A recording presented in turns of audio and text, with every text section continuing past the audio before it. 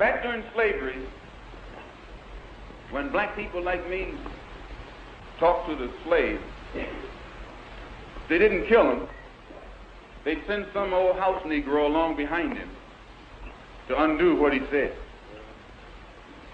You have to read the history of slavery to understand this. There were two kinds of Negroes. There was that old house Negro and the field Negro. And the house Negro always looked out for his master. When the field Negroes got too much out of line, he held them back in check. He put them back on the plantation. The house Negro could afford to do that because he lived better than the field Negro.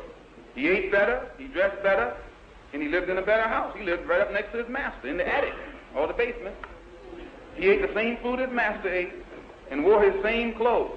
And he could talk just like his master. Good diction. And he loved his master more than his master loved himself. That's why he didn't want his master hurt. If the master got sick, he'd say, "What's the matter, boss? We sick?" When the master's house caught a fire, he'd try and put the fire out. He didn't want his master's house burned. He never wanted his master's property threatened. And he was more defensive of it than the master was. That was the house Negro.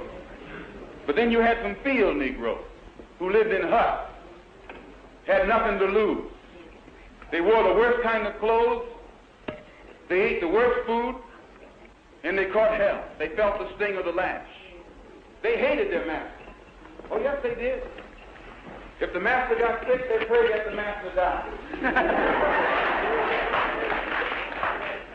If the master's house caught a fire, they prayed for a strong wind to come along.